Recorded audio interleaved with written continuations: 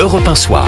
19h, 21h, Pierre de Villeneuve. Et pour m'accompagner en cette première heure, bonsoir Jules Torres. Bonsoir Pierre de Villeneuve. Journaliste politique au Journal du Dimanche. Bonsoir Maître Goldnadel. Bonsoir Pierre. Observateur de la vie politique, avocat. Confirme. Bonsoir Antoine Armand. Bonsoir. Ancien ministre de l'économie, député Renaissance de Haute-Savoie. Sophie Primas, porte-parole du gouvernement, était ce matin sur Europe 1 et CNews. La question, c'est pas être opposant au macronisme. Le macronisme, probablement, trouvera une fin dans les mois qui viennent, avec la fin du quinquennat. La question est de savoir comment on rebâtit la suite. Le bloc central, d'ailleurs, il y a des crispations à l'endroit de Monsieur Retailleau. C'est normal, il agit, et quand on agit, on fait un petit peu de remous sur les bords, c'est normal. Est-ce que le macronisme est en fin de vie ? Mais je comprends que les élections internes aux Républicains aient pu donner des sentiments d'euphorie à certaines et à certains. Madame Primas, elle a été nommée par le président de la République, Emmanuel Macron. J'en déduis donc que c'est à minima inélégant, peut-être maladroit, ou au pire carrément déplacé. Je pense qu'elle-même a considéré que c'était déplacé, puisque dans la matinée, elle a appelé Gabriel Attal pour s'excuser platement. Elle a dit que c'était une maladresse. Dire qu'elle regrettait ses propos, et dont acte, si vous voulez, N'empêche, la réalité, est-ce que, effectivement, après Macron, il n'y a plus de Macron, est-ce que le macronisme est en fin de vie ? Qu'est-ce qui est en cause ? C'est le fait de le dire ? Définissez le macronisme, Pierre de Villeneuve. Si la question, Jules Torres dit oula. Si la question est de savoir si il y a aujourd'hui toujours une aspiration à dépasser les clivages de gauche et de droite quand on parle d'éducation ou quand on parle de sécurité. Mais j'en pense par exemple que vous considérez, je pense que sur ce plateau, on considère que ce n'est pas être de droite que de vouloir la sécurité de ses enfants à la sortie de l'école et que des gens de gauche peuvent apprécier la sécurité, que c'est pas forcément d'être de gauche que de souhaiter que les enfants des quartiers populaires puissent avoir une bonne éducation. Donc vous dites qu'il n'y a pas de regain chez les Français d'un retour à la gauche et à la droite, à ce fameux clivage ? Enfin, je sais pas, vous avez comme moi étudié un certain nombre d'instituts de sondage, d'enquêtes d'opinion qui ne montrent pas que c'est la fin d'absolument tout ce qui a été le dépassement politique dans notre pays. La preuve des derniers instituts de sondage, que ce soit Gabriel Attal, Édouard Philippe ou le score relativement faible de la gauche dite PS ou LFI pour l'extrême gauche. Donc, si vous voulez, moi je suis pas là pour répondre aux souhaits de certains. Je comprends que la victoire au sein des Républicains ce dimanche a pu égayer, a pu donner le sentiment que la victoire était à portée de main. Il y a 2 ans, un peu plus de 2 ans, il y a eu une élection présidentielle. Je crois pas que les Républicains aient fait un score qui leur prédise tout de suite, dès maintenant, un grand avenir. Une fois qu'on a dit ça, mais il n'y a plus Emmanuel Macron. Soit on s'en sort. Pardon, je vous en prie. Non, il n'y aura plus Emmanuel Macron en 2027. C'est pas tout à fait la même chose qu'en 2022. Et beaucoup disent que le macronisme, tombera avec Emmanuel Macron finalement. On voit bien qu'Édouard Philippe, qui n'est plus Premier ministre depuis maintenant 5 ans, essaye de s'éloigner le plus possible d'Emmanuel Macron. Gabriel Attal est accusé de vouloir trop démacroniser Renaissance. C'est quand même une question qui se pose bien au-delà du groupe central. Ce que vous décrivez, c'est que, et on l'a vu avec d'autres présidents de la République avant, c'est qu'après un mandat et a fortiori après 2 mandats, il y a des clivages qui se font et il y a des rapports personnels avec chacun des présidents de la République. C'est grave, docteur ? Je vais pas vous décrire ce qui s'est passé les mandats précédents avec chaque président. Encore plus quand vous avez un président qui a le courage de porter des réformes très impopulaires comme celle sur les retraites, qui évidemment provoque dans l'opinion une réaction extrêmement forte. Qui continue d'en provoquer. C'est peut-être pas le plus grave d'être capable d'être impopulaire quand on peut pas se représenter pour faire avancer le pays et réduire les déficits. C'est pas ça ma question. Ma question, c'est est-ce que c'est grave si les Français, pour l'instant, veulent un retour de la gauche et de la droite et ne veulent plus d'un centre mou ? Ou d'un centre global, si vous préférez, ou d'un socle global. Sophie Primas, qui est porte-parole du gouvernement, qui aujourd'hui, encore une fois, elle l'a reconnu elle-même, dit c'est une maladresse. Il y a peu de temps, a dit, et j'ai bien aimé son expression, elle a dit c'est un gouvernement d'assemblage. Donc il y a de la gauche, de la droite, et puis elle a aussi parlé elle a utilisé ce terme viticole, ou vinicole, si vous préférez, de gouvernement d'assemblage. C'est pas grave. C'est un gouvernement de coalition. On fait comme on veut. Aujourd'hui, on a un ministre de l'Intérieur qui est Bruno Retailleau, qui est clairement un ministre de droite. Le fait qu'il soit de droite et qu'il soit aujourd'hui, en plus de tout ça, le président des Républicains, lui permet peut-être mieux que d'autres ministres du centre ou de gauche de déclassifier le rapport sur le frérisme dont on va parler.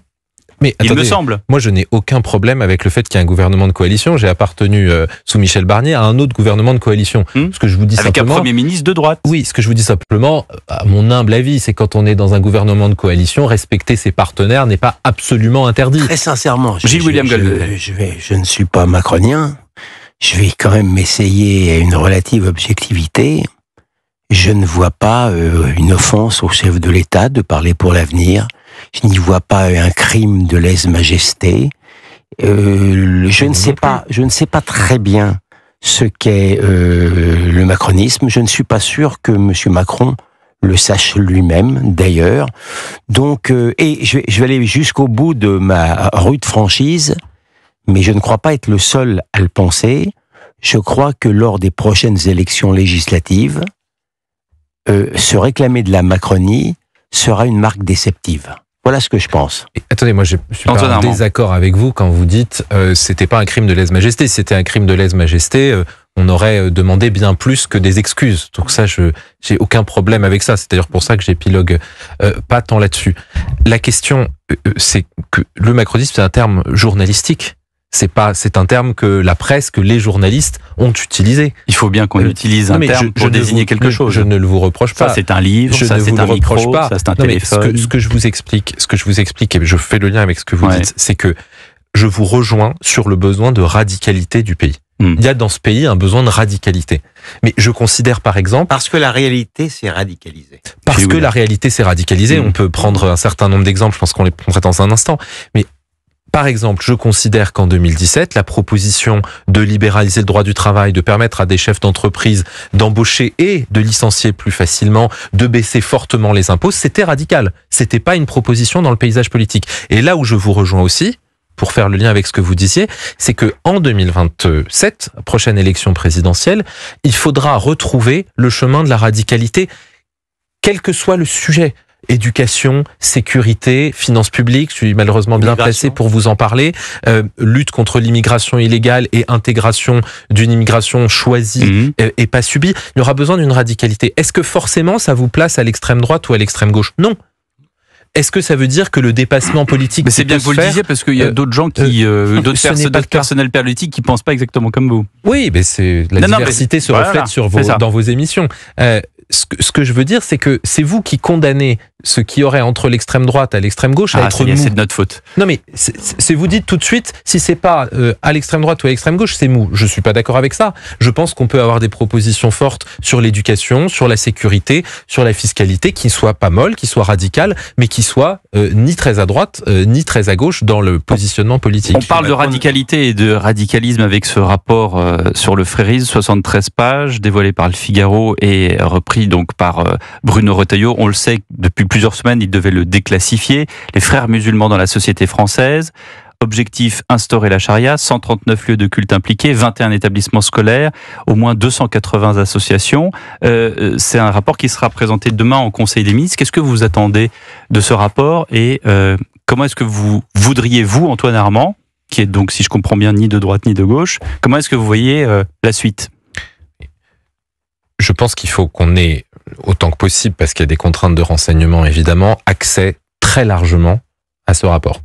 Et que ça doit être l'occasion d'ouvrir les yeux sur un danger qui n'est pas en réalité que communautaire, mais qui est bien au-delà même du communautarisme, de l'islamisme politique, même si c'est l'enjeu ici, de l'ingérence étrangère et des pressions, des instrumentalisations de certains pays qui utilisent l'islam politique comme un vecteur d'entrisme et de capacité, c'est ce que dit, je crois, en tout cas les extraits du rapport que j'ai pu consulter, une déstabilisation de notre société, une déstabilisation de nos démocraties et, au fond, une volonté de diviser, y compris au sein de la communauté musulmane, à bas bruit, en s'infiltrant, en faisant comme s'il y avait qu'une seule communauté musulmane qui devait forcément être islamiste, alors que on a évidemment la capacité de dire le contraire, et surtout en s'attaquant à ce qui est le fondement de la République et de la laïcité. La promesse de la laïcité républicaine, c'est de dire on protège la liberté de culte, on assure que chacun n'est pas inquiet dans la pratique de sa religion, mais aucune loi religieuse n'est au-dessus de la loi de la République.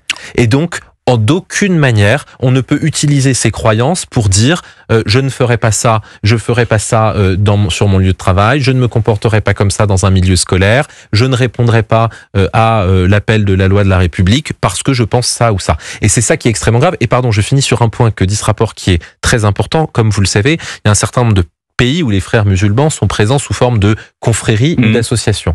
Ce n'est pas le cas en France et c'est donc beaucoup plus sournois. C'est ce qu'explique ce rapport. C'est beaucoup plus disséminé, c'est de l'entrisme par un certain nombre de lieux de culte. Tous les exemples. Et c'est pour cela. Il y a aussi des associations. En France, c'est pour cela qu'il va falloir mener un travail et un combat, évidemment, pour la laïcité et pour la défense de la République très profond. On aura sans doute le détail du rapport. J'aimerais savoir, juste après la pause publicitaire, comment est-ce que vous envisagez, vous, Antoine Armand, ce combat, parce que Bruno Retailleau, on imagine qu'il a ses méthodes, mais c'est vous qui nous intéressez ce soir dans Europe 1 Soir. À tout de suite. Appel de l'actualité. Europe 1 Soir. 19h, 21h, Pierre de Villeneuve. Antoine Armand, ancien ministre de l'économie, député Renaissance de Haute-Savoie et l'invité d'Europe 1 Soir. Nous vous demandions ce matin, et vous faisiez le diagnostic de ce rapport de 73 pages sur le frérisme, sur l'entrisme des frères musulmans en France. Demain, Conseil de défense. Comment est-ce que vous voyez la suite? Une fois qu'on a le rapport, très bien, mais il faut de l'action. Il faut de l'action. Je suis pas ministre de l'Intérieur, mais il faut une action extrêmement forte et sans aucune naïveté. C'est-à-dire que, je le disais tout à l'heure, nous n'avons pas affaire ici à, comment dirais-je, une organisation avec des méthodes classiques. On a affaire à une organisation mondiale, organisée, financée par un certain nombre de pays. Je crois que le rapport mais donc on fait quoi en parle. Vous me dites qu'il faut sortir de la naïveté, certes, mais quoi? Alors, d'abord, je vous redis que je suis pas ministre de l'Intérieur. Je suis sûr que le ministre de l'Intérieur qui a dit que ce rapport était accablant. Vous étiez ministre de l'économie, vous avez vu le ministre de l'Intérieur. C'était le même d'ailleurs. Extrêmement forte. Je doute pas de ça. Je ne doute pas de sa capacité à formuler des propositions fortes. Et deuxièmement, soyez assurés que nous le soutiendrons à chaque fois qu'une mesure efficace sera prise en la matière. Il y a des lois qui ont été votées qui permettent de fermer des lieux de culte qui sont l'objet d'entrisme par les frères musulmans. Il y a des associations qui sont financées directement par des ingérences étrangères qui peuvent être, dont les avoirs peuvent être saisis, qui peuvent être fermés. Nous avons des moyens à notre disposition. Je ne doute pas qu'il y aura une volonté nationale pour le faire. Maintenant que le diagnostic est aussi précis et qu'on a les lieux de culte. C'est un rapport déclassifié. On l'avait, il suffisait de le déclassifier. Gilles-William Goldnadel. L'important, c'est qu'en vérité, il existe. Il ne nous apprend strictement rien. Il nous en apprend davantage sur enfin un début de commencement de maturité française qui sort de son masochisme congénital. On peut faire confiance dans le ministre de l'Intérieur. On peut faire confiance aussi dans Benjamin Haddad, qui est un homme très sûr sur ce plan-là. Il n'y a pas de problème. Et puis, dès l'instant où effectivement où les mots sont dits, comme l'a rappelé notre ami, il y a la possibilité maintenant de pouvoir investiguer. C'est considéré comme une menace contre l'État. Ça donne des pouvoirs à l'État et aux services. Donc de ce point de vue-là, c'est une bonne journée. La grande question, Antoine Armand, c'est pourquoi est-ce qu'on a attendu si longtemps? Mais il faudra poser la question à Bruno Retailleau. Non, mais je vous la pose en tant que Français. Je pose même pas. J'oublie que vous étiez ministre de l'économie. J'oublie que vous êtes député. J'oublie qu'il y a des municipales l'année prochaine. Vous êtes Français comme nous tous autour de cette table. Enfin, c'est quand même. Gilles William parle de masochisme. Il y a un an, on aurait hurlé à l'islamophobie. D'ailleurs, il me tarde de voir quelle va être la réaction des insoumis. Mais pourquoi est-ce qu'on en est arrivé là, ou pourquoi est-ce qu'on s'est pas réveillé plus tôt? Je pense qu'on peut tous trouver une part de responsabilité parce qu'on a raisonné ou on a mis des lunettes de démocrates occidentaux. Autrement dit, pour nous, démocrates occidentaux, il y a des choses qui sont sacrés, qui sont les droits fondamentaux, les libertés fondamentales, pratiquer sa religion, aller dans telle ou telle association. Et donc on s'est dit on peut pas y aller. Sport. Et on s'est dit il y a là une limite infranchissable. Ce qu'on voit, c'est que le résultat de notre incapacité à faire évoluer certaines règles qui nous paraissaient, c'est l'expression de Bruno Retailleau, sur le droit qui doit bouger pour s'adapter à la réalité, des choses qui nous paraissaient impensables parce que nous ne raisonnons pas comme ça, parce que nous n'agissons pas comme ça, se sont produites. et conquiert de l'espace, du terrain un peu partout. Jules Torres. Non, mais moi, j'ai pas l'impression d'apprendre grand-chose avec ce rapport de 73 pages. Oui, il y a des ingérences étrangères. Non, j'ai lu les papiers dans le Figaro, dans l'Opinion, qui sont, je crois, assez exhaustifs et qui donnent les grandes lignes de cette ceux qui parlent documentation. depuis longtemps des frères musulmans. Voilà. Très sincèrement. Je n'en doute pas, mais si vous dites que vous n'apprenez rien d'un rapport que vous n'avez pas lu, j'ai lu l'excellent travail de Jean Chichizola dans le Figaro et de Christophe Cornevin, qui sont, je crois, des experts assez reconnus et des questions judiciaires et des questions de renseignement, et notamment de l'entrisme frériste. Et donc, j'ai pas l'impression que, leur article, qui d'ailleurs est assez long, passe sous le boisseau un certain nombre de sujets. En tout cas, tout ce que j'ai lu, moi, ne m'a pas étonné. Et je m'étonne quand même. Tout à l'heure, vous parliez donc de cette loi. D'ailleurs, dans le rapport, la loi sur le séparatisme, est considérée comme quelque chose qui n'a pas forcément eu d'effet. Et les ingérences étrangères, c'est très bien, sauf que le sujet, c'est les gens qui sont chez nous. C'est cette mentalité, cette idéologie frériste qui connaît un essor depuis maintenant une vingtaine d'années. Et c'est pas les ingérences étrangères. Là, le sujet, c'est les imams, des imams qui sont français, qui ont des prêches radicaux et contre qui on ne fait rien. Ce sont les 139 mosquées au minimum qui propagent des idées proches du salafisme, et ce sont, pardonnez-moi, cette minorité sans doute marginalisée des musulmans qui considèrent aujourd'hui que le frérisme doit être la réalité de l'islam en France. Est-ce que c'est pas ça le sujet, plutôt que les ingérences étrangères et la loi en tant que telle, puisque la loi, on le voit, ne fonctionne pas sur les mentalités? Ce que vous dites, vous n'avez pas lu le rapport et moi non plus. Ce qu'on lit notamment dans les papiers qui parlent de ce rapport, c'est qu'il y a un financement massif des frères musulmans dans un certain nombre de pays du Golfe ou du Maghreb qui viennent directement financer des associations que ce rapport du renseignement a permis d'établir, de lister. Excusez-moi, mais je pense que c'est quand même une information importante. Vous saviez sûrement ce que le renseignement français ne savait pas, fort bien pour vous. Maintenant, on peut observer. Je vais finir si vous voulez bien.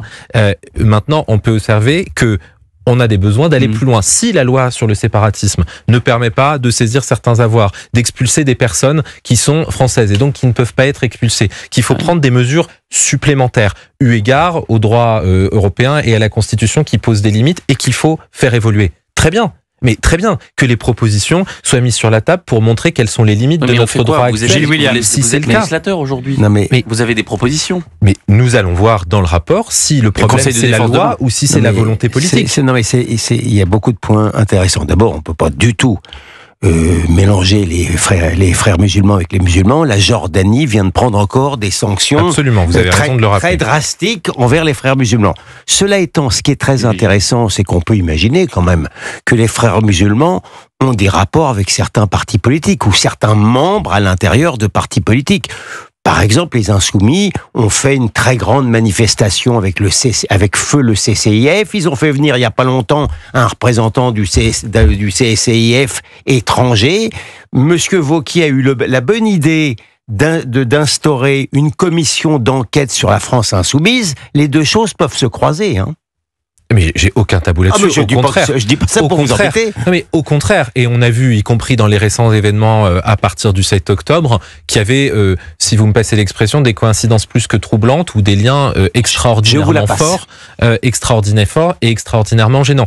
J'ajoute un élément quand même qui est, je ne sais pas s'il est contenu dans le rapport, mais qu'on ne peut pas sous-estimer, c'est notre capacité à gérer ça au niveau de l'Union européenne. Pourquoi ? Parce qu'il y a aussi 1 des financements, 2 du droit européen, 3 des relations d'État à État ou de l'État avec la Commission européenne, où la Commission européenne ou l'Europe n'est aujourd'hui pas en mesure, pas armée pour réagir à ça. Cher ami, et pour certains cas sur lesquels nous avons plus que des doutes, je vous laisserai la compléter, publicité sur par la un certain Commission nombre de financements.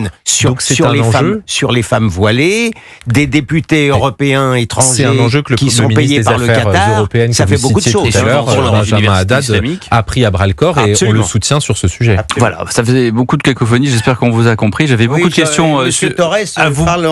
J'avais des questions aussi à l'ancien ministre de l'économie, mais enfin Vous reviendrez pour cela, cher Antoine Armand, notamment sur les 40 milliards, 60 milliards, sans doute beaucoup plus qu'on doit trouver. Peut-être en un mot. Là aussi, il faut de la radicalité. Il ne faut pas expliquer aux gens qu'on ne sait pas faire, que c'est absolument impossible. Il faut faire des efforts collectivement. Il ne faut pas augmenter les impôts. En tout cas, il ne faut pas expliquer qu'une des principales réformes qu'on a faites qui permet de sortir une partie du déficit de la réforme du régime des retraites doit être remise en cause immédiatement. C'est pas responsable et à la fin, c'est toujours les impôts qu'on appelle plutôt que les économies. Donc, les listes existent, les revues de dépenses, on les fait depuis des années. On sait ce que dans chaque poste de dépense, Michel Barnier, Premier ministre, l'avait dit, on peut faire des économies. Et c'est comme ça qu'on doit expliquer les choses et avoir le courage de les défendre, même si c'est impopulaire et même si ça coûte une partie de carrière politique. Antoine Armand, voilà de la punchline, comme on dit. Antoine Armand, ancien ministre de l'économie, député Renaissance de Haute-Savoie.